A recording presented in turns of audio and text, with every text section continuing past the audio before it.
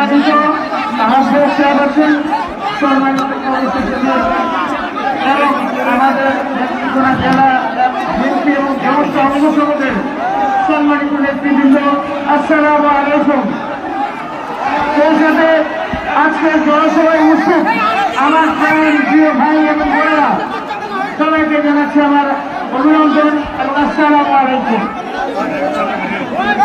ভাই সকল, বোন সকল, আপনারা জানেন গত 17.5 বছর আমি কারাগারে অন্তরীণ ছিলাম। মিথ্যা মামলা, দুটা মিথ্যা মামলা আমাকে 3টা মৃত্যুদণ্ড, 3টা যাবতীয় দণ্ড, 20 বছর 10 বছর দণ্ড, এত সব দণ্ড নিয়ে আমাকে ছিল না।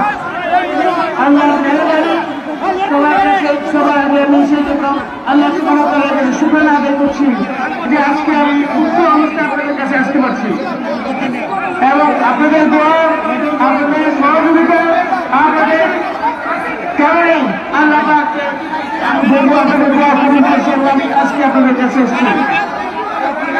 ভাই সকল, আপনারা জানেন ছাত্র জনতা বিপ্লবের কারণে, গণঅভ্যুত্থানের কারণে আজকে আমরা নতুন ভাবে সুরাকে উত্তাপ করছি, ফেসিবাদকে উত্তাপ করেছি এবং এই সময় আমরা আমাদের তারেক রহমান সবার আগে বাংলাদেশ, সবার আগে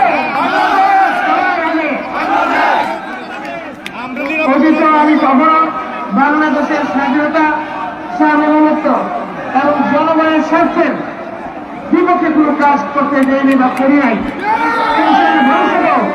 আপনারা তো আল্লাহ রহমত করেন বাংলাদেশের জনগণের স্বার্থ